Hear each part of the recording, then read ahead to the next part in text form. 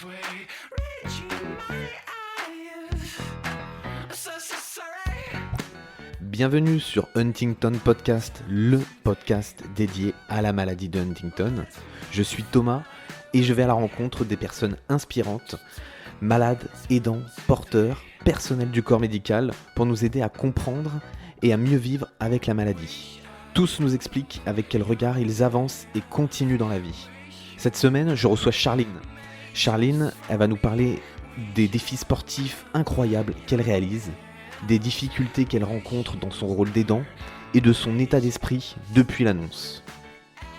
Ce podcast soutient l'association Huntington France, présente sur tout le territoire. Elle s'occupe de faire connaître la maladie, de financer la recherche médicale et d'accompagner les malades et leurs familles dans toutes les étapes.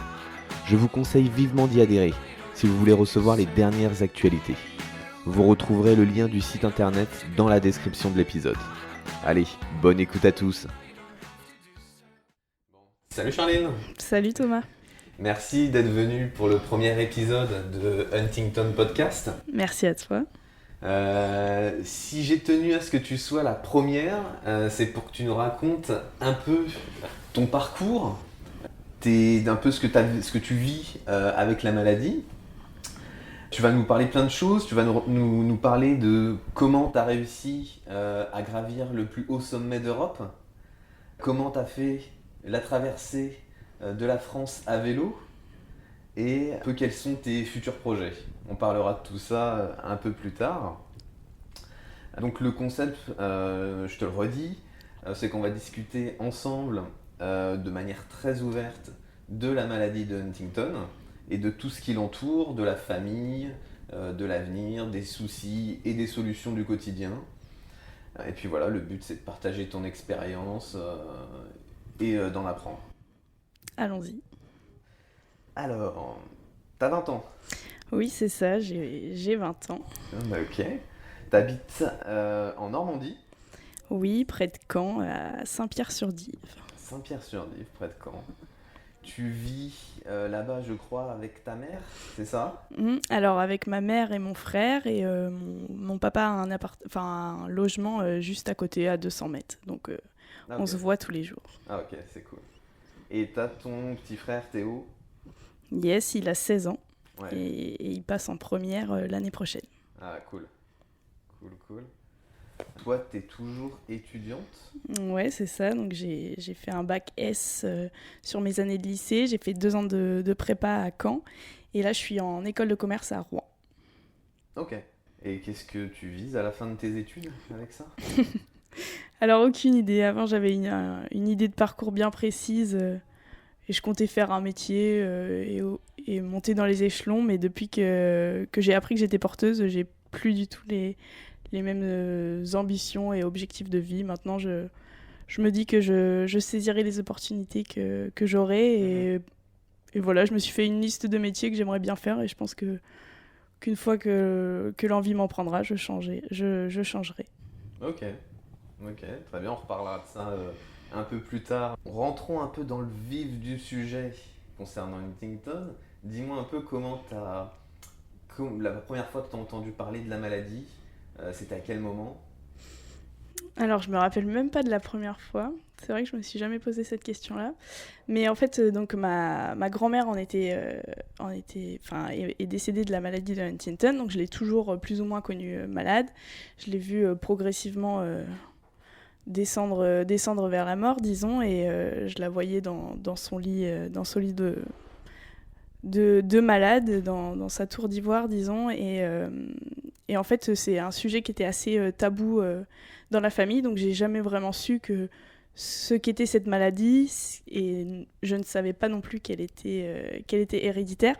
Et donc c'est au collège, je faisais partie du club de journalistes du collège, et je me suis proposé de faire un article sur cette maladie, et j'ai tout appris de A à Z en fait en réalisant cet article. Et voilà, quelques années après, mon papa, je reconnaissais les symptômes que j'avais étudiés dans mon article chez mon papa, et c'est à ce moment-là que vraiment j'ai appris ce qu'était Huntington, et voilà. Ok, donc tu l'as dit qu'en fait la maladie vient du côté de ton père. Ouais. Donc c'était la mère de ton père que tu voyais à l'hôpital, enfin dans son lit. Et donc ensuite ton père qui l'a développé, Mhm. c'est ça? Ouais. Ok, donc très bien. Et quand tu as vu que ton père commençait également à développer la maladie, quelle a été ta réaction? Bah, ça a été un peu une descente aux enfers parce qu'en fait, le souci, c'est que le malade reconnaît très peu le fait d'être malade et de développer les symptômes. Il le niait complètement et en fait, c'est très dur pour la famille autour de devoir avoir à faire prendre conscience à un malade qu'il est malade. Et ça a été vraiment une période compliquée pour nous trois, ma mère, mon frère et moi. Ouais. Ah ouais, non, c'est vrai que ça c'est quelque chose qui est très courant dans la maladie d'Huntington, c'est le déni. Et c'est vrai que bien souvent le déni il démarre au départ quand on apprend les mauvaises nouvelles et qu'on veut un peu se protéger et un peu se cacher de la vérité. Hein. Mm, mm. Ouais. Et toi, quand t'as vu que ton père commençait à développer les symptômes, t'as compris que toi aussi, tu pouvais potentiellement être affecté ou t'y pensais pas encore à ce moment-là? Si, j'y ai très vite pensé. Et dès ce moment-là, je me suis dit que je voudrais faire les tests rapidement surtout par rapport au fait de ce que j'ai vécu par rapport à mon père, de devoir avoir à lui dire papa va faire des tests, papa t'es malade. J'avais vraiment pas envie de devoir avoir à faire subir ça à mes proches par la suite, donc je préférais le savoir à l'avance par moi-même pour éviter tout ça et pour anticiper les choses aussi. Mhm. Ok. Et quand tu as commencé à demander à ton père d'aller faire le test, t'avais quel âge à cette époque-là? Je pense que j'avais vers les 13-14 ans, je pense. Ouais. D'accord, ouais, donc t'as dû gérer ça quand même très jeune. Et donc, toi, à partir de quel moment tu as fait le test? Alors, je crois qu'en France, on peut faire les tests qu'à partir de 18 ans, à moins d'avoir une dérogation, il me semble. Mais je suis pas sûre de ça. Donc moi, j'ai fait dès que j'ai pu, j'ai commencé à faire les tests. Ouais. Donc à 18 ans, j'ai commencé les procédures en août 2018 et je les ai terminées en juillet 2019. Donc 11 mois. Ouais, pratiquement un an. Ouais, c'est ça. C'est assez long, mais après, je sais pas comment ça s'est passé pour toi, Thomas, mais c'est des mesures. Enfin, je trouve que c'est un système assez bienveillant. C'est pour nous protéger, pour être sûr qu'on soit bien apte à recevoir ces résultats. Donc, j'ai trouvé le processus assez bien fait. Mhm. Et justement, parle-moi un peu plus de toi, comment tu as vécu le truc. C'est-à-dire que t'appelles un hôpital et tu leur dis je veux faire le test. Alors oui, c'est ça, j'ai appelé le CHR de Caen pour prendre rendez-vous avec une généticienne. Donc j'ai eu mon rendez-vous le 24 août 2018. Et à ce moment-là, en fait, moi je pensais que j'allais arriver, qu'on allait me faire la prise de sang et qu'on allait me donner le résultat. Je connaissais pas du tout la procédure. Et donc là, elle m'a dit non, il faut d'abord rencontrer un psychiatre, un psychologue et un neurologue, et après on pourra faire la prise de sang, et encore après on pourra avoir les résultats. Donc là, ça m'a un peu désespérée parce que moi j'avais envie de savoir tout de suite, mais voilà, je me suis pliée aux règles et j'ai pris ces différents rendez-vous. Et en fait, ça a été plus compliqué que ce que je pensais parce que il faut avoir l'accord de ces 3 spécialistes, psychiatre, neurologue et psychologue, pour pouvoir accéder aux résultats. Et si l'un des 3 met son veto, on ne peut pas en bénéficier. Et du fait de mon jeune âge, ces spécialistes étaient plutôt contre le fait que j'obtienne ces résultats. Ouais. Parce que en fait, le risque après ces résultats, c'est que la personne stoppe complètement sa vie et voilà, fasse une dépression. Et donc j'ai particulièrement avec la psychologue, je me rappelle, j'ai bataillé pour lui dire que je voulais absolument le savoir. Et donc au final, j'ai réussi à avoir leur accord à tous les 3. Mais voilà, ça a été difficile, mais c'était bienveillant, donc aucun souci. Et finalement, donc, j'ai par la suite fait la prise de sang. Euh, Prise de sang qui est tout à fait classique, c'est une prise de sang qui dure 2 secondes et... oui, prise de sang tout à fait classique, mais bon, on connaît, j'ai fait un malaise juste après cette prise de sang. Ah. Je pense que l'enjeu était là. Et ensuite, j'avais rendez-vous le 10 juillet donc pour l'annonce des résultats. Donc j'y suis allée avec une amie, la mère de mon ex-petit copain. D'accord. Je voulais pas y aller avec ma mère parce que je sentais que ça serait trop dur à vivre pour elle et j'avais besoin de quelqu'un qui tienne le coup au moment où j'aurais les résultats. Mhm. Et voilà, il n'y a pas du tout eu de suspense. Hein. Je suis arrivée, on n'a pas fait un roulement de tambour. Hein. Elle a directement été droit au but en me disant que j'étais porteuse. Mhm. Et voilà, je pense que j'étais prête à recevoir la nouvelle parce que je suis pas tombée de ma chaise. Quoi. J'ai bien subi la chose, mais ce qui a été dur après, ça a été de retourner voir ma mère et mon frère, de leur annoncer, d'aller voir mon père et de lui annoncer. Est-ce que quand c'est la généticienne et la psychiatre, je crois, qui te l'annoncent?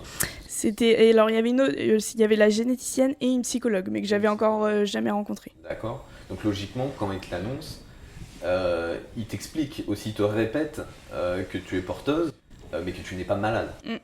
Oui, il y a bien eu ce processus où on m'a expliqué tu es porteuse mais pas malade, donc ça va se déclencher mais on ne sait pas quand. Et après, voilà, il y a tout ce discours sur le fait que la science avance et qu'il y a beaucoup d'espoir. Ils m'ont donné aussi des contacts d'associations sur Paris, des contacts de médecins. Et voilà, on n'est pas du tout lâché dans la nature. J'ai regardé plusieurs petits films sous forme de documentaires de gens qui ont appris qu'ils étaient malades, Ouais. pas du tout de cette manière-là, très violemment et justement un peu lâchés dans la nature. Mhm. Ça n'a pas été du tout mon cas, j'ai été très bien suivie et j'en ai pas un mauvais souvenir de cette annonce. Donc je pense que là-dessus j'ai été pas mal épargnée. Très bien. Et tu trouves pas que 1 an, c'est long entre le moment où tu veux savoir et le moment où on te donne la réponse? Parce que pendant 1 an, t'étais dans quel état d'esprit? Oui, c'est vrai que c'est long, surtout qu'en 1 an il se passe beaucoup de choses, surtout que c'était ma dernière année de prépa, donc mon année de concours, donc gérer la pression des concours et la pression des résultats en même temps. Et d'ailleurs, j'ai eu les résultats de mes concours le lendemain des résultats de la maladie. Donc, j'ai fait un package. Mais donc oui, c'est vrai que c'est long comme procédure, mais je pense que c'est nécessaire pour être bien sûr qu'on veuille les recevoir. Parce que il pourrait y avoir des gens qui se disent sur un coup de tête, ok, je veux recevoir ces résultats, mais en fait, c'est qu'une impulsion, enfin, comment on dit? Oui, que sur un coup de tête, Sur un coup de tête. ils veulent le résultat, mais ils sont pas encore prêts à Exactement. la suite, à l'après-annonce, quoi. Donc je pense que c'est un temps nécessaire pour être bien sûr, et surtout ce qui est bien avec cette procédure, c'est qu'on peut la repousser. J'aurais très bien pu dire le jour même, je veux pas recevoir ces résultats, je viendrai les chercher dans 5 ans. Mhm. Et ça, c'est tout à fait possible. Ils sont stockés et restent disponibles quand on le souhaite. Ouais, ça c'est très très bien. Et donc toi, t'as pas du tout regretté, une fois d'avoir eu la réponse, je veux dire, il n'y a eu aucun regret de ta part de te dire, ah bah, on m'a quand même annoncé une mauvaise nouvelle. Si ça se trouve, j'aurais vécu mieux sans avoir cette réponse-là, quoi. Ah non, il n'y a jamais eu aucun regret. Enfin, je pense que j'avais besoin de cette nouvelle pour finir mon identité un peu. Je pense que j'attendais qu'on m'annonce la couleur et aujourd'hui, je me définis... Enfin, ça fait partie de moi, je me définis par rapport à ça et jamais j'ai regretté d'avoir ces résultats. Oui, parce que maintenant, tous les choix que tu fais dans ta vie, sur tous les sujets, hein, même les plus anodins, il y a quand même ça qui rentre en jeu. Où des fois, tu dois te dire, est-ce que j'ai envie de faire ça ou est-ce que j'ai envie de ça? Et tu te dis, bah, la vie elle est trop courte, ouais, on le fait ou on le fait pas. Ouais, c'est ça, c'est exactement ça. C'est que voilà, ce gène, j'y pense quand même tous les jours, sans exception. Comme je le disais, ça fait partie de moi, donc ça fait partie de tous mes choix. Et même si des fois j'y pense pas, c'est inconscient. C'est devenu. Enfin, ça a forgé mon état d'esprit aussi. Je pense que je réfléchis pas toujours directement par rapport à ça, mais instinctivement, il y a ça derrière. Mhm. pour finir là-dessus, une dernière chose, est-ce que l'annonce pour toi n'a pas changé ta façon de voir l'avenir, mais à plus long terme, parce que ça te l'a changé à court et moyen terme, on va dire, ta façon de voir les choses. Mais est-ce que plus tard, ça t'a pas changé ta vision je sais pas, de créer une famille, d'avoir des enfants, d'avoir un chien Renault Espace et ta maison avec un jardin Si, alors totalement, et c'est vraiment... je pense que c'est une question Enfin, ce sont des questions qui me trottent dans la tête depuis cette annonce et auxquelles je trouve pas de réponse. Je me demande souvent si ça vaut le coup, en fait, de créer quelque chose, de fonder une famille, de me poser avec quelqu'un, d'avoir des enfants, sachant que je vais partir et qu'eux resteront. Et oui, à ça, j'ai pas de réponse. Et donc, j'en avais parlé avec un psychiatre qui me suivait. Et lui m'avait répondu qu'il fallait pas se sacrifier comme ça et qu'il fallait penser à soi et à vivre les choses qu'on avait à vivre.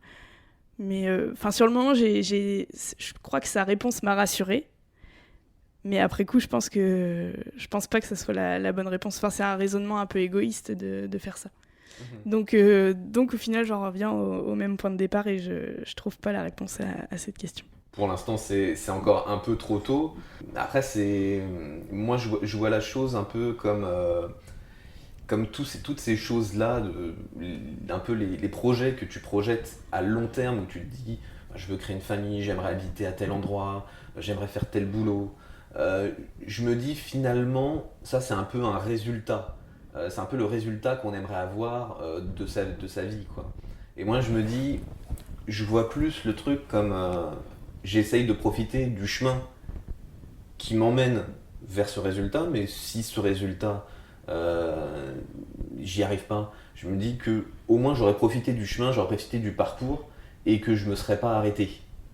Tu vois, parce que voilà, après c'est des choses qui sont très personnelles. Il n'y a pas de bonne ou de mauvaise réponse, mais c'est quelque chose où moi par exemple je me suis dit, allez, je continue. Je fais du mieux possible tous les jours, auquel je sais pas si je me fais bien comprendre.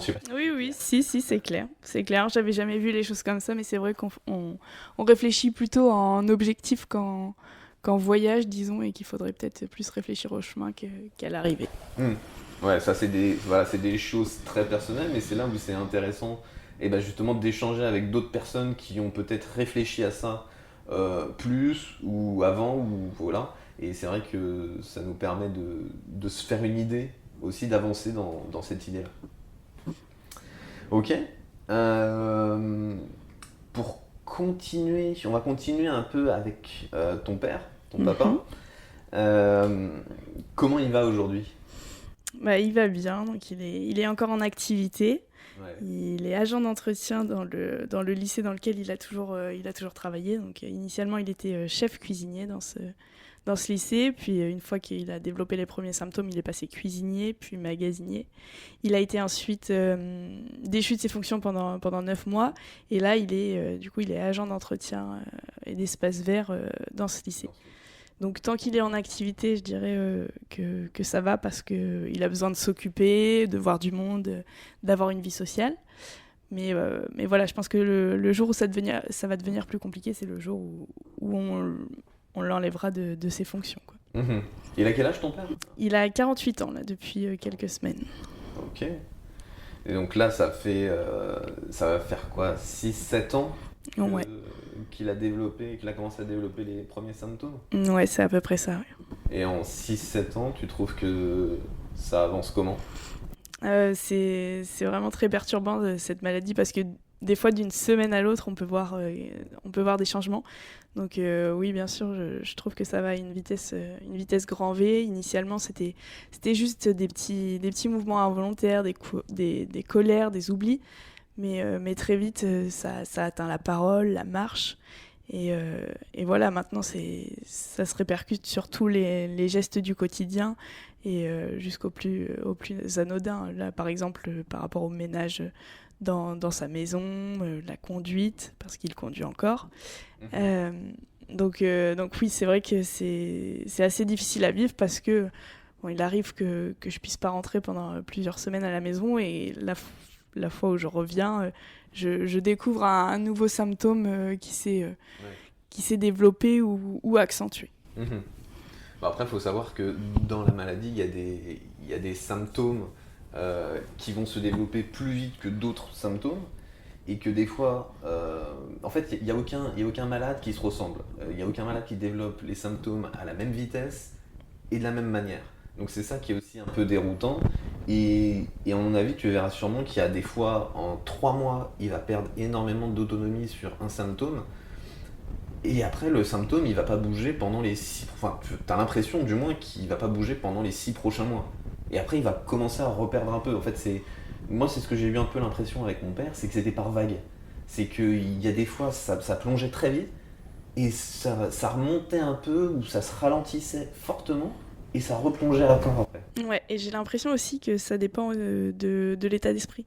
J'ai l'impression que à des périodes où il a une baisse de morale, donc typiquement les périodes de vacances quand il n'a pas d'activité et pas de vie sociale, j'ai beaucoup de mal à le comprendre au niveau de son élocution. Il s'irrite beaucoup plus vite, alors que des périodes, la période de chasse typiquement, où il peut aller se balader avec son chien et lever du gibier, cette période-là, à chaque fois, voilà, il sourit, il est heureux, c'est facile de le comprendre et il fait même des blagues. Donc voilà. Mais c'est vrai que j'ai remarqué ça depuis peu. Cette maladie, elle se développe vraiment différemment selon les malades. Et je m'en étais rendu compte le jour où j'étais venue à l'association faire notre petite réunion, parce que la personne qui était là était très sociable, n'arrêtait pas de parler. Et c'était absolument le contraire de mon père qui lui, dès qu'il peut se taire, il sautait, quoi. Donc c'est vraiment ça qui est typique de cette maladie, c'est qu'elle se développe très différemment selon les malades. Ouais, tout à fait. Et donc c'est ça aussi qui est très important aussi pour les familles ou les malades, c'est aussi d'aller voir les autres. Parce que c'est là où tu te rends compte que exactement, ton voisin ne peut avoir la même maladie, mais pas les mêmes symptômes, pas à la même vitesse. Il y en a un qui peut les développer à 40 ans, l'autre à 60. Il n'y a pas de règle en fait. La règle, c'est qu'il n'y a pas de règle. Donc voilà, mais c'est bien aussi de voir autre chose et de ne pas garder ton père comme seul exemple de la maladie. Je pense que c'est très bon pour le moral de voir ça. Oui, c'est vrai. Et est-ce que tu penses que ton père, depuis qu'il a les premiers symptômes, il accepte la maladie ? Enfin, tu m'as dit qu'il ne l'avait pas accepté au départ, mais là maintenant ça fait 6-7 ans. Son état d'esprit par rapport à la maladie, c'est quoi ? Alors oui, donc c'est vrai que dans un premier temps, c'était complètement le déni. Après, ça a été l'acceptation du fait qu'il était malade. Mais là, on est toujours dans la période qu'il n'accepte pas qu'il ait besoin d'aide. Pour lui, il est malade, mais encore capable. Or, il y a plein de choses qui deviennent de plus en plus compliquées, disons. Et je pense que c'est une atteinte à sa fierté que de déléguer, d'avoir besoin d'aide sur certaines choses. Et ça, c'est très compliqué parce que mon frère Théo et moi, on essaie de lui venir en aide sur plusieurs choses.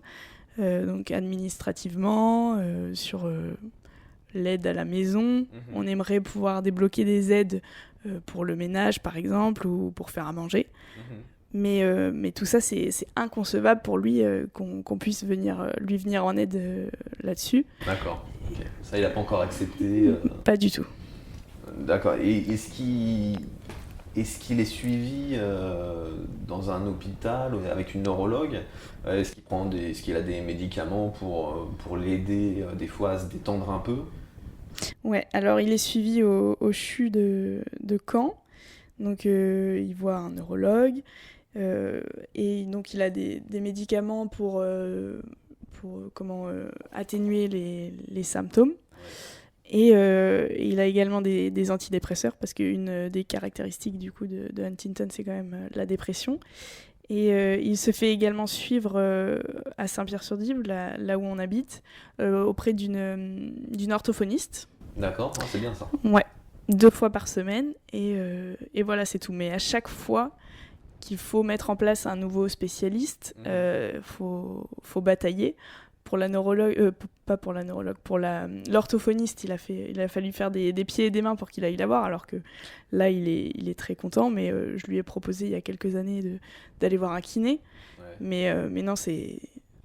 En fait, toute nouvelle donnée dans sa tête doit prendre, je sais pas, 1 an, 2 ans avant d'émerger et de se mettre en place. Donc là, si on veut mettre en place une femme de ménage à la maison, je pense qu'il va falloir attendre 1 ou 2 ans, mais ça va finir par se... Enfin, je pense qu'il pourra finir par se faire à l'idée, mais il faut lui laisser le temps. Non, mais c'est vrai que c'est ça qui est un peu frustrant quand on est aidant, c'est qu'on veut aider, il y a la bonne volonté, il y a tout, on peut mettre en place, on peut faire plein de trucs, mais si en face, la personne que tu aides ne le veut pas, là tu peux rien y faire, quoi, tu vois. Enfin, tu peux rien y faire, c'est pas qu'il faut rien faire, mais c'est qu'il faut laisser le temps. Il faut laisser le temps de voir les choses, il faut y aller petit à petit, et je suis sûr que c'était très compliqué pour lui d'aller voir... comment ça s'appelle L'orthophoniste, voilà, enfin, merci. Mais maintenant, il est très content d'y aller, je suis sûr. Oui, bah oui. Et voilà, et même louper un rendez-vous, à mon avis, ça l'embêterait, tu vois. Oui.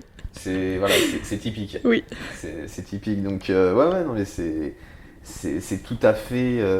bon, c'est ce que moi j'ai vécu avec mon père, et c'est ce que beaucoup de malades Huntington vivent, et beaucoup d'aidants vivent. Il faut du temps, et ça vient pas, quand nous on le veut les aidants, ça vient pas toujours à ce moment-là. Donc, ok. Est-ce que physiquement, tu le vois changer également ? Ouais. Alors oui, c'est vrai que physiquement, il y a beaucoup de choses qui évoluent. Donc rien que le poids. Donc dans un premier temps, au début de la maladie, il avait pris du poids. Donc après ça, je pense que c'est aussi l'âge peut-être. Il avait passé la quarantaine, donc le petit bidon, disons. Et là, je l'ai vu beaucoup maigrir. Donc, et j'ai l'impression que je le trouve marqué un peu.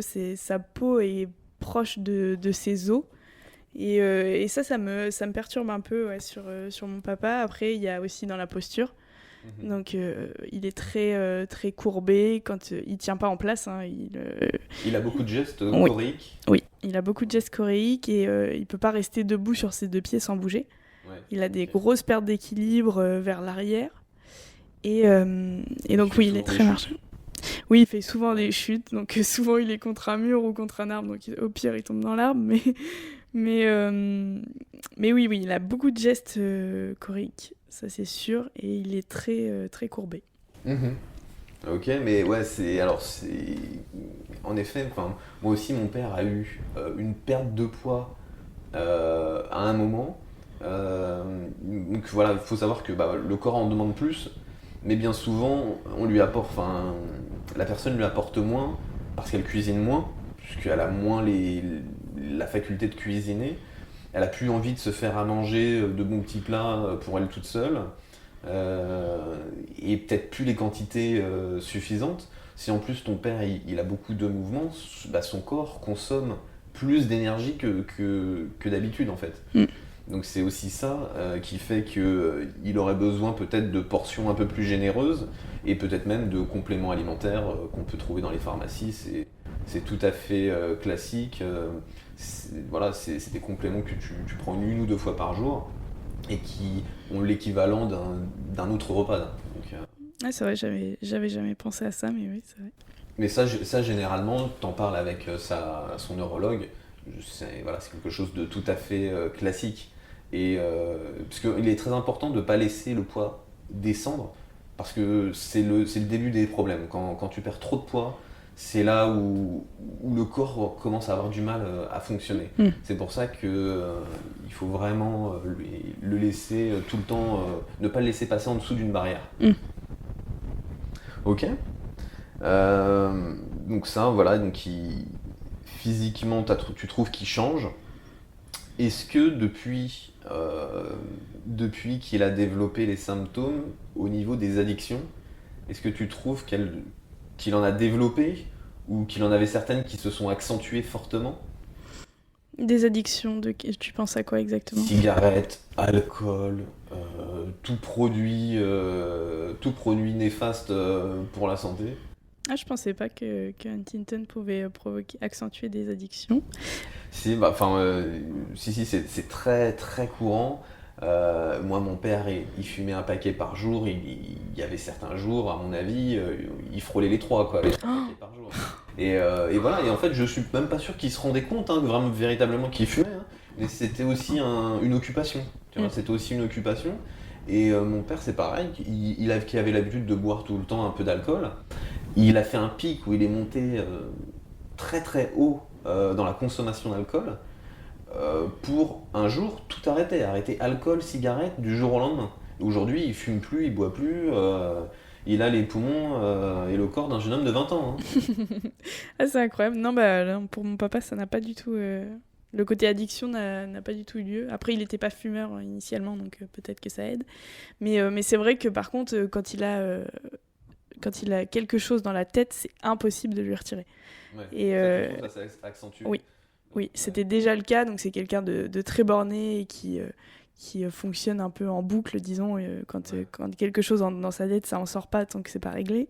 Et ça s'est largement accentué, et à tel point que il y a quelque chose quand même qui m'a marqué, on devait fêter mon anniversaire, mes 18 ans, il me semble, et on a programmé ça 2 semaines avant. Et 2 semaines avant, il a installé la table. Il a installé la table avec les rallonges, etc. Parce que voilà, ça lui trottait dans la tête. Il avait ça organisé. Et ça pouvait pas sortir de sa tête tant que ça prenait pas place dans le salon, quoi. Ouais, puis il se sentait peut-être de le faire à ce moment-là. Il avait l'énergie aussi. Et c'est... Donc, pas addiction, mais oui... borné, quoi. D'être un peu plus têtu, un peu plus de s'arrêter sur certains sujets. Ok, très bien, cool. On va passer un peu au quotidien. Est-ce que tu peux nous expliquer un peu comment tu t'organises aussi bien pour l'aider lui que pour toi? Comment tu vis maintenant avec tout ça? Alors moi je suis en études à Rouen, donc je suis pas du tout là la semaine, je rentre que le week-end et je passe le samedi et le dimanche. Sinon toute la semaine c'est plutôt mon frère qui va le voir et qui l'aide. Donc moi je suis pas très présente, disons, au quotidien pour mon père, mais mon frère passe tous les jours le voir. Il y a aussi... donc mes parents sont séparés, mais ma mère reste quand même très présente administrativement s'il a besoin. D'accord. Là, pour sa déclaration d'impôt, typiquement, il y a quelques semaines, elle l'a pas mal aidé. Et voilà, là, il y a quelques jours, Théo est passé faire du ménage chez lui. Donc voilà, il est encore assez autonome pour qu'on ait à vraiment l'épauler dans ces actes vraiment quotidiens. Les actes de la vie courante, comme se laver, oui. Ce genre de choses. Oui, voilà. Aller aux toilettes, tout ça, il peut encore le faire. Il peut encore le faire, mais mon frère et ma mère sont présents tous les jours. Tu veux le coussin? Oh non, ça va, t'inquiète. Je vois que tu... Oh non, ça va, je gigote. Non, mais donc du coup, ma mère et mon frère sont quand même très, très présents quand il a besoin. Ouais, d'accord. Bon, c'est cool. En plus, vous habitez à 200 mètres, enfin ta mère habite à 200 mètres de ton père, et c'est quand même bien qu'ils aient gardé une bonne relation. Ça, à mon avis, c'est cool et ça aide grandement. Oui, je pense, oui. Ok. Ton père, tu m'avais dit qu'il était donc suivi par un neurologue. Oui, c'est ça. C'est ça. Est-ce qu'il voit quelqu'un, il voit autre chose, une psychologue, une psychiatre non. Non, le souci c'est qu'il refuse vraiment toute aide, quoi. Est-ce que son neurologue, il la voit souvent? Alors, je sais qu'il le voit pour la prescription des médicaments, ça doit être 1 ou 2 fois par an, je sais plus exactement la fréquence. D'accord, pour l'instant, il est à 2 rendez-vous par an. Ok, Très bien. Bon, ça après, faut pas. C'est vrai que des fois, les rendez-vous sont vachement espacés. 6 mois, c'est énorme, et des fois.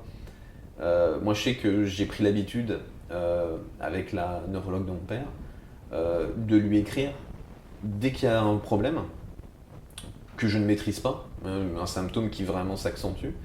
Je lui écris un mail. Comme ça, elle prend le temps, elle prend 2-3 jours pour me répondre, mais au moins elle me répond. Et moi, ça m'aide. Et également, je lui pose des questions quand il y a des choses, quand j'arrive à des problématiques, mais que ça soit vraiment pour tout, hein, pour de l'organisation, des aides, n'importe quoi, parce qu'en fait, ils ont quand même vachement d'expérience. Je pense que les patients leur posent des fois pas assez de questions, ou des fois on a des questions qui nous viennent quand on est sur notre canapé un samedi soir, mais la psychologue, la neurologue, elle n'est pas là à côté de nous. Donc c'est vrai que c'est bien de pouvoir prendre quelques notes et puis après lui envoyer pour nous faire avancer aussi dans la connaissance et dans les solutions qu'on peut apporter au quotidien. C'est vrai que ça, faut pas hésiter, quoi. C'est vrai que je fais pas du tout pour l'instant, mais ouais. Au niveau, donc en parlant d'aide, au niveau des droits de ton père, tout ce qui est administratif, tout ça, tu m'as dit c'est ta mère qui s'en occupe ? Qui s'en occupait quand ils étaient encore ensemble. Là, elle lui vient en aide encore quand il a besoin. Ponctuellement. Donc c'est lui qui gère encore ses papiers, disons, mais ma mère l'épaule. Mais ça devient de plus en plus compliqué, donc si j'essaie de reprendre un peu les choses, mais bon, les papiers, moi, ça fait 20 000. Donc j'essaie, mais voilà, c'est en cours d'évolution et j'espère pouvoir l'aiguiller plus quand il en aura de plus en plus besoin. Ok. Est-ce que tu sais un peu quelle aide il touche ? Parce que il a une partie, il travaille encore, mais en même temps, il est considéré comme invalide auprès de la sécurité sociale, donc il doit avoir un pourcentage d'invalidité. Tu sais si déjà ça il a fait, je suppose qu'il l'a mis en place. Ouais, alors je sais qu'il est à 100% au niveau de la sécurité sociale, mais donc il travaille pas à plein temps, mais il est payé comme un plein temps. Ouais. Donc ça, je pense que ça aide pas mal. Et sinon, il n'a pas vraiment d'aide en plus parce que c'est impossible de les demander puisqu'il ne veut rien recevoir. Donc... Ouais, c'est ça, c'est que si parce que déjà pour lancer toute la procédure d'aide auprès de la MDPH, donc la MDPH c'est la Maison départementale des handicapés, donc il y en a une dans chaque département de France, et c'est vrai que c'est un peu la première chose à faire, c'est de faire un dossier je vais pas parler de toutes les aides parce qu'il y en a vraiment beaucoup. 21 pages. Voilà, le dossier fait 21 pages, donc après vous cochez là où vous voulez avoir de l'aide. Mais c'est vrai que pour moi en tout cas, c'est très important de bien gérer tout ce qui est droit et tout ça, parce que en France c'est quand même génial, on a le droit à plein de trucs. Mais en fait, tout simplement, on le sait pas. Moi, j'ai mis des années à découvrir des aides, parce que tout simplement, on n'en avait jamais parlé, que moi, j'avais jamais posé la question. Et bien souvent, c'est là où c'est le problème, c'est qu'on a des aides que, pour l'instant, ton père ne veut pas encore avoir ces aides-là, mais il y a le droit. Et donc, voilà, c'est toujours être prêt et être au courant de ce qui existe pour que le jour où il accepte, tac, ça puisse tout de suite matcher, vous pouvez lancer le truc. Oui, on en avait parlé justement, et le souci c'est qu'il est très réticent à ces aides, mais il faut trouver un juste milieu entre vouloir aider quelqu'un et faire les choses dans son dos, donc c'est vrai que c'est assez compliqué. De toute façon, tu peux pas faire les choses dans son dos, il faut aussi que ça vienne de lui. Des fois, après, je sais pas, tu pourras peut-être l'accompagner en faisant le dossier avec lui, en lui disant qu'on regarde, on essaye, ou lui dire qu'il faut lancer le dossier, parce que c'est extrêmement long pour que le dossier soit traité. On parle de plusieurs mois, mais au moins, une fois que tu as la réponse, même si tu n'utilises pas les aides tout de suite, au moins elles sont là, tu les as. Parce que bien souvent, en plus, ce qu'on remarque, c'est que dans la maladie de Huntington, quand on a besoin des aides, on est souvent dans l'urgence. Et le gros problème, c'est que l'administration en France, elle n'est pas du tout calée sur le même espace-temps que nous. Elle n'est pas du tout dans l'urgence, elle. Et donc c'est bien souvent là où ça bloque. Il n'est pas suivi par une assistante sociale. Non. Donc c'est vrai que c'est bien si on peut être quand même épaulé par une assistante sociale. Il faut pas penser tout lui déléguer. C'est bien de gérer ses papiers, de lui poser les questions et tout ça, mais faut pas s'attendre à ce qu'elle prenne 100% en charge tout l'administratif de ton père, quoi. Et toi, tu penses qu'il aurait besoin de quoi aujourd'hui, tout de suite, immédiatement, là, dès demain tu m'as dit qu'il a besoin de ménage, quelqu'un pour l'aider à lui faire à manger. Ouais, c'est ça. Alors, il y a le ménage, il y a la nourriture, il y a le déplacement, parce que Ouais. la conduite, ça devient compliqué. Il y a l'administratif, je pense que c'est lui rajouter une corvée. Ouais. Voilà, je pense que c'est les 4 principales choses dont il aurait besoin. Mhm. Ok. Ton père, il souhaite rester chez lui. Pour l'instant, il est bien chez lui. Vous avez jamais envisagé qu'il parte quelque part dans une maison un peu plus spécialisée. Non, bah c'est vrai que j'ose même pas lui en parler, vu comment il réagit quand on lui parle de femme de ménage, mais non, pour l'instant, oui, il est chez lui, il a un chien, donc il y a aussi ce facteur-là du fait qu'il faille un espace pour qu'il se promène. Donc oui, pour l'instant, il est chez lui et je pense qu'il le restera un peu. Ouais. Donc moi, c'est souvent la question que j'ai quand je leur explique que j'aide mon père au quotidien et qu'il est toujours à la maison. Tout le monde me demande mais alors tu le places quand? Quand est-ce que tu le mets dans une maison? Mais alors déjà, lui de base, mon père, il n'a pas envie d'être dans une maison. Il n'a pas envie d'y aller. Il fait des séjours, des fois on appelle ça des séjours de répit, où il part un mois au vert quelque part en France. Il adore y aller et il adore revenir. C'est les vacances. Voilà, c'est ses vacances, mais il adore être à la maison. Moi, je le vois pas du tout, enfin, il a pas du tout envie d'être à plein temps quelque part d'autre. Et donc ça, c'est vrai que c'est aussi une question de... Il y a des gens qui préfèrent être placés, puisqu'ils sont plus rassurés, ils sont entourés de plein de personnel qui sont là avec eux, et puis leur famille n'a peut-être pas aussi le temps ni les moyens de s'en occuper à plein temps. Mais je vois, moi, mon père, c'était catégoriquement non, quoi. Ah oui? Donc ouais, il voulait pas. Il a mis déjà un certain temps à accepter de partir en vacances dans un endroit spécialisé où voilà, fait pour lui. Voilà, lui dire maintenant tu vas définitivement là à un endroit, je suis pas sûr qu'il aimerait ça, quoi. Et même moi, finalement, je trouve ça plus pratique, tu vois, de l'avoir à la maison plutôt que. Parce que finalement, les allers-retours, je me les fais, je vais le voir tous les jours ou tous les 2 jours quand c'est quelque part où je suis proche de chez moi. Ou sinon, dans tous les cas, j'y vais au moins toutes les semaines ou toutes les 2 semaines s'il est plus loin quelque part en France. Donc je me dis, même pour moi, au quotidien, c'est plus facile à vivre quand il est à la maison.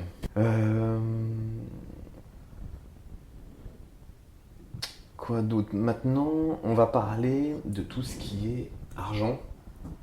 C'est un sujet qui a peut-être pas encore accès, tu n'en as peut-être pas vraiment beaucoup parlé avec ton père. Mais voilà, est-ce que tu sais un peu comment lui, il gère son argent? Parce que c'est... Pourquoi je pose cette question? C'est que dans beaucoup de malades de Huntington, même si ils savent très bien gérer leur argent, au bout d'un moment, ça devient un fardeau de gérer leur argent. Qu'ils en aient beaucoup ou pas beaucoup. Mais ça devient un problème, ils ont plus envie de se prendre la tête à penser, à gérer un budget.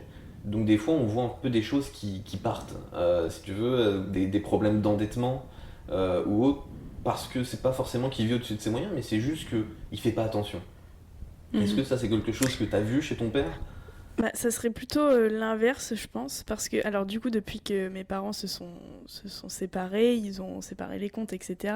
Ouais. Et lui, il a vu son revenu quand même, enfin la part de son revenu diminuer par rapport à ce qu'ils avaient accès à deux. Et très vite, il s'est senti angoissé, parce que mon père, c'est un grand angoissé, Ouais. par l'argent. Et toutes les dépenses, à chaque fois, c'est très calculé parce qu'il a très peur d'être endetté, de ne pas assumer un mois de pas assumer un mois de vie quotidienne. Mais à côté de ça, des fois, il fait des dépenses complètement inutiles, ou alors des dépenses, accessoires pour son chien, justement. Il se met à dépenser beaucoup en se disant que c'est primordial, alors que ça ne l'est pas.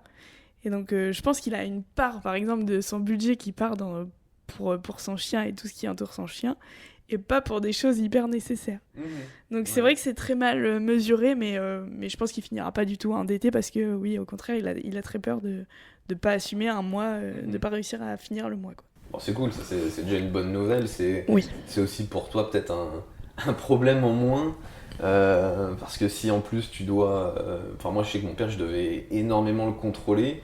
Il a eu pendant ses premières années après les symptômes, il a eu des problèmes d'argent.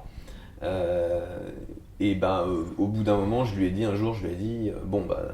on arrête là, maintenant je vais m'occuper de tes comptes. Je vais te donner une carte bleue avec un plafond, donc t'es bloqué, tu peux pas dépasser un certain montant de retrait, quelque chose qui était très bas, mais par contre je m'occupe de tout le reste. Et donc c'est vrai que je me suis rendu compte, ça l'a tout de suite déchargé, il était très content de ça, ça lui a enlevé un problème, et depuis on n'en a plus jamais reparlé, et c'est tout le temps moi qui ai géré son argent, et il avait toujours accès, quand il voulait vraiment quelque chose qui sortait un peu de l'ordinaire, il me demandait et on allait l'acheter. Mais pour lui, quand il devait aller acheter sa baguette, son paquet de cigarettes ou autre, il savait qu'il avait un petit budget journalier qu'il pouvait dépenser. Mais c'était quoi les achats compulsifs qu'il faisait ? C'était par exemple pour de la nourriture ou pour de l'alcool. C'est-à-dire qu'il allait acheter une bouteille de vin qui était sûrement très bonne, hein, mais une bouteille de vin qui était peut-être pas dans ses moyens. Et puis au vu de la quantité qu'il buvait à ce moment-là, c'était pas raisonnable. Ou de la nourriture, je sais pas, il a eu une période où il mangeait beaucoup d'hamburgers, il était fixé sur addiction hamburger. McDo tous les jours à la maison. Et si tu veux, McDo, c'est pas cher véritablement. Mais si tu manges McDo midi et soir 7 jours sur 7, en fait ça te fait un petit budget, surtout qu'il avait bon appétit, donc c'était pas un ou deux burgers, c'était plusieurs burgers. Et voilà, donc tu sais, t'arrives à 12-15 euros par repas, mine de rien, ça fait 30 euros, et 30 euros x 7, et tout de suite t'arrives à un budget qui n'était pas les siens, et puis en plus c'était mauvais pour lui, donc voilà, et puis je sais pas, il voulait... si la télé était cassée, il allait en racheter une, et puis peu importe le prix de la télé, en fait, on s'en fichait. Donc voilà, c'était des choses comme ça. Après ça va, il a jamais fait de très grosses folies. Il n'a pas été faire un all-in au casino, dépenser tout son patrimoine. Donc c'était pas ça, mais c'était plus le poids de la gestion quotidienne. En fait, en la prenant sur moi, je lui ai enlevé une épine du pied, quoi.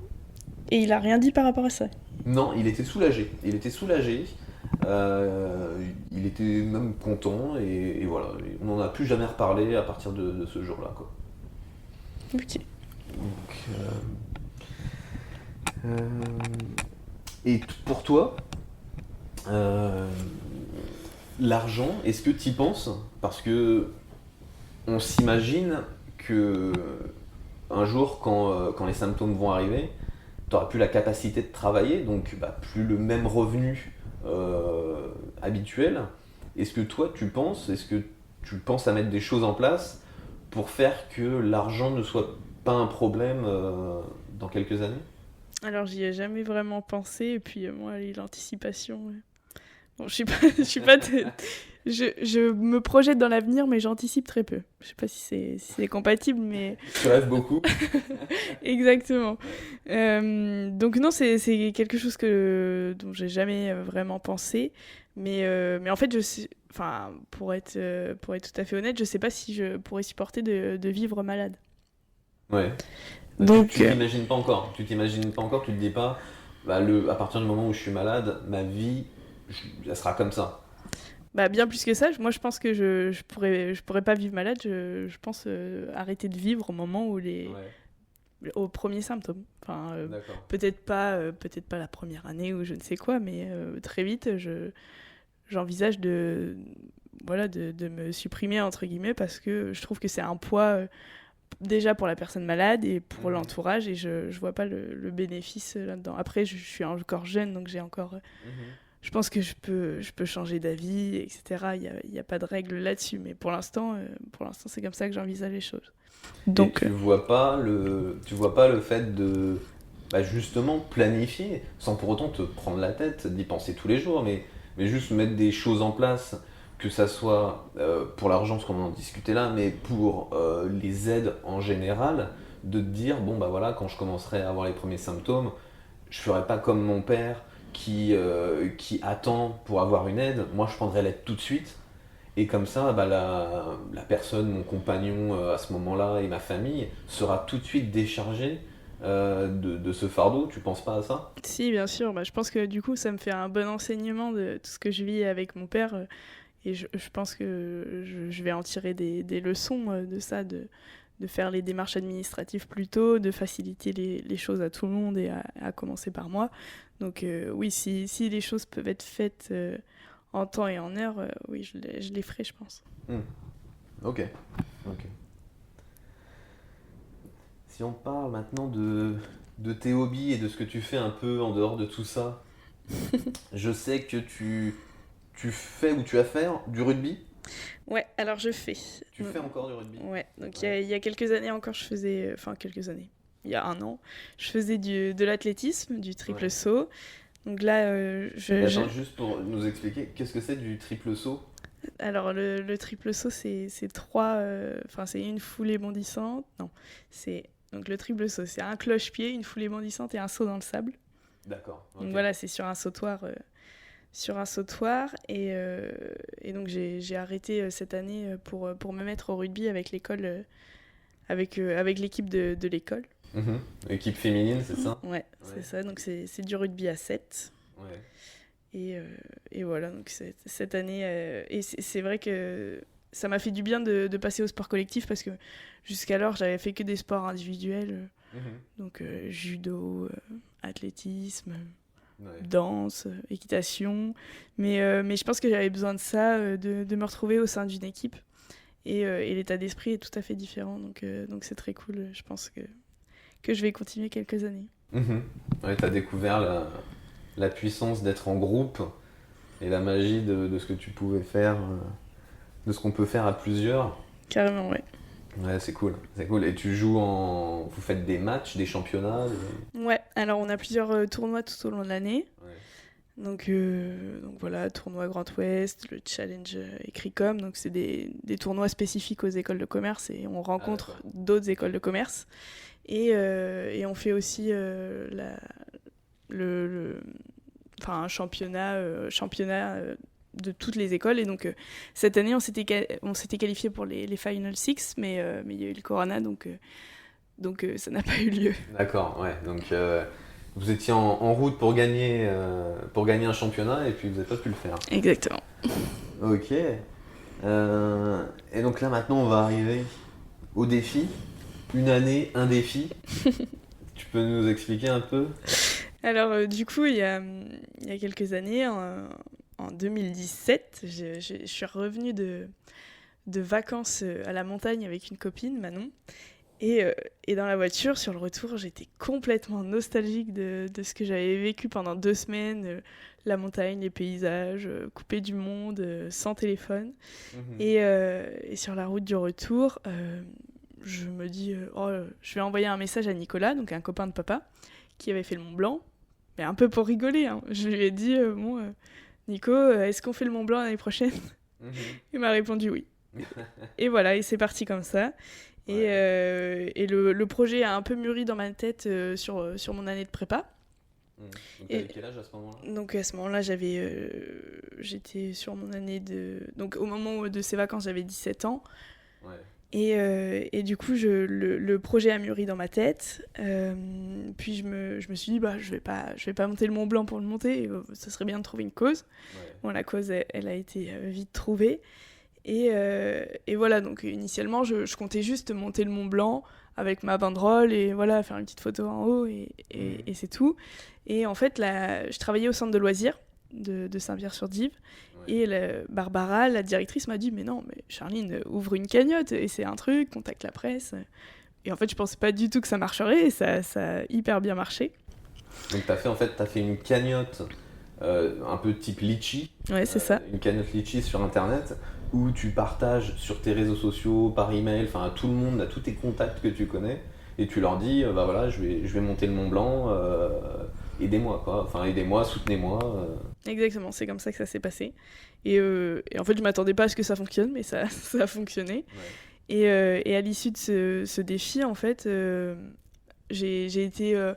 Enfin, ça m'a fait du bien d'avoir cette reconnaissance pour la maladie, cette reconnaissance tout court, d'avoir réussi à faire quelque chose, parce que le souci, donc, comme on le disait avec cette maladie, c'est qu'on est quand même assez impuissant. On voit ses proches perdre en autonomie de jour en jour, et il n'y a pas grand-chose à faire, et je voulais agir contre ça. Et j'ai trouvé un moyen de le faire, et je me suis dit à partir de ce moment-là que ça serait bien de continuer. Ouais. Et donc voilà, c'est comme ça que les choses ont été lancées, et que chaque année on réalise un défi sportif. Donc voilà, donc c'est pour ça une année, un défi. Donc ça, tu l'as fait en 2017 ? En 2018. En 2018, tu as fait le Mont Blanc ? Ouais. En 2019, qu'est-ce que tu as fait ? J'ai traversé la France à vélo avec mon petit frère de 15 ans. Ouais. Donc ça fait 1028 km. Donc Saint-Pierre-sur-Dive, Cavaillon. Donc on faisait à peu près 130 km par jour. Cavaillon, c'est près de... Cavaillon, c'est à 100 km de Marseille, c'est près de Carpentras. Ok, côté de Carpentras. Voilà.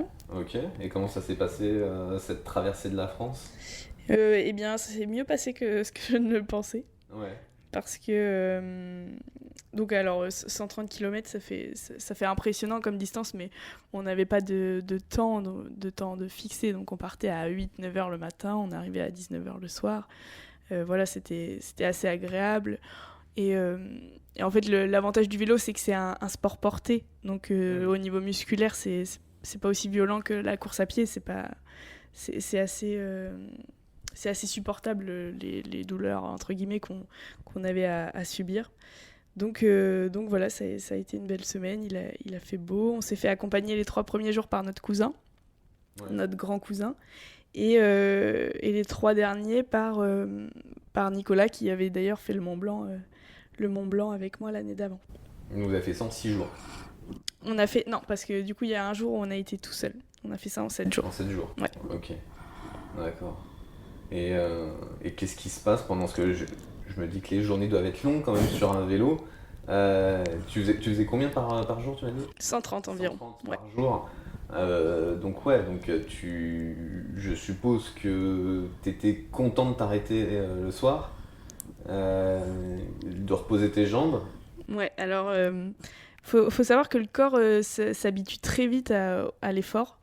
Donc les 3 premiers jours, ça a été un calvaire au niveau des muscles, du dos, des fesses, pour moi des doigts, parce que les freins étaient plus loin, j'avais des trop petits doigts pour les freins. Ah ouais. Donc voilà, musculairement les 3 premiers jours c'était difficile, mais après ces 3 premiers jours, notre corps était complètement habitué au type d'effort, et autant sur les premières journées on mangeait comme 4, parce que notre corps avait besoin d'ingérer de la nourriture, du sucre, du sel.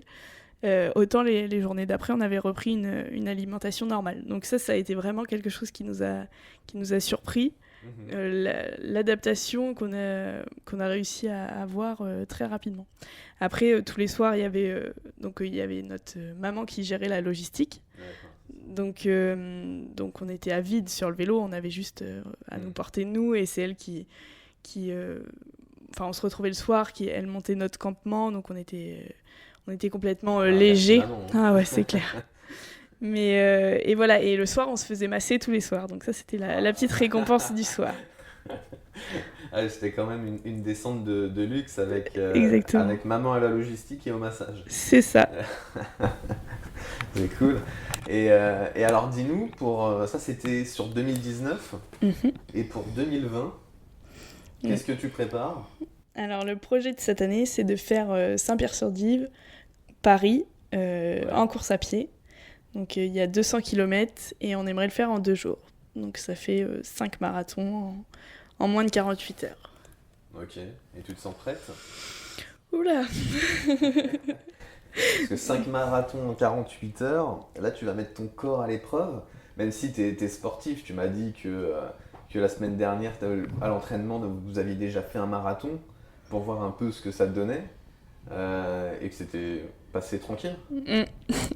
Oui, alors bon, là, quand je parle des défis qui sont passés, j'en parle avec un certain recul et maintenant qu'ils sont faits et qu'on a réussi, j'arrive à dire si ça a été ou non, mais il faut savoir qu'avant ces défis, j'emmenais pas large comme Ouais. je n'emmène pas large aujourd'hui pour le défi à venir. Donc oui, le corps va être mis à l'épreuve et non, la réussite n'est pas certifiée du tout. J'ai aucune garantie qu'on puisse y arriver ou pas, mais si j'en avais, de toute façon, ça serait pas un défi. C'est l'objectif aussi hein, de surprendre et de se surprendre soi-même. De se dépasser, de pas s'arrêter aux distances dans lesquelles on est confortable, de sortir un peu de sa zone de confort. Exactement, c'est ça. Ouais, c'est cool. Et donc là, t'as mis la même chose en place, t'as fait une cagnotte où Yes. on peut te soutenir. Ouais, alors j'ai mis en place une cagnotte. J'ai lancé la petite vidéo de communication la semaine dernière. Et donc voilà, maintenant j'attends que ça prenne de l'ampleur. J'essaie de contacter les médias et puis j'essaie qu'on se fasse suivre pour donner de la visibilité à la maladie. Et là, spécialement cette année, contrairement aux autres années, on va mettre en place quelque chose pour qu'on se fasse suivre. Ouais. Parce que bon, pour le Mont Blanc ou même la traversée de France à vélo, c'était compliqué d'être suivi par des gens qui veulent nous aider, nous soutenir, etc. Mais bon, là, sur 2 jours de Saint-Pierre à Paris, c'est largement possible si les gens le veulent. Qu'ils nous suivent à vélo, en voiture, en course à pied sur 10 km, comme ils le souhaitent. Et ça va donner encore une autre dimension au défi, c'est que là, ça va être quelque chose de très collectif. Et même pour nous, je pense que ça va nous aider parce que bon, sur 200 km, le temps va être long, je pense, Ouais. et on a besoin de voir du monde, discuter et partager. Donc les gens peuvent venir courir la distance qu'ils veulent, vous accompagner. Et puis la finale, l'arrivée se fait à Paris, Ouais, sur les champs de Mars. sur le champ de Mars, en face de la Tour Eiffel.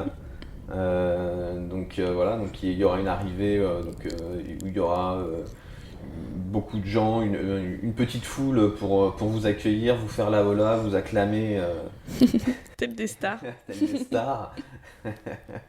Vous aurez peut-être le droit au massage. En arrivant ici. Ah, j'y compte bien. Et voilà, donc n'hésitez pas si vous voulez aller soutenir et courir avec Théo et Charline. Ok, très bien, cool.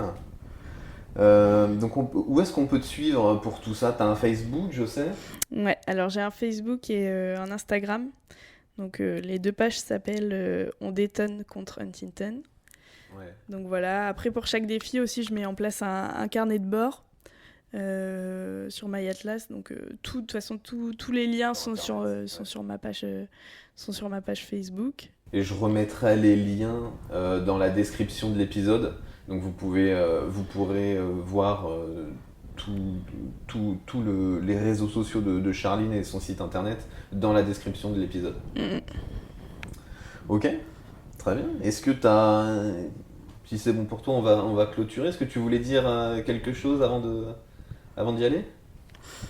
Alors oui, pourquoi pas, je pourrais faire part un peu de ma philosophie de vie, disons, concernant la maladie. Ouais. Je pense que le message que j'essaye de faire passer par rapport à tout ça, c'est pas tellement un message pour la maladie, pour lutter contre la maladie, mais plus pour la vie en général. Je pense que chacun à son échelle a des soucis, donc ça va de louper son train à la perte de quelqu'un qui nous est cher, mais que le secret par rapport à ça et le secret pour faire face à tous ces événements de la vie, c'est de prendre les choses comme elles sont et de s'adapter par rapport à ça. Et je pense que ça, c'est vraiment le secret du bonheur, entre guillemets. Mhm. Bon, on restera sur ça. Merci Charline. Merci Thomas. À bientôt. Merci beaucoup à Charline d'avoir été la première à accepter de passer sur Huntington Podcast. Je vous rappelle que l'association Huntington France est là pour vous et que la meilleure manière d'être informé sur la recherche et la prise en charge de la maladie, c'est d'adhérer à l'association. Merci à tous et à bientôt.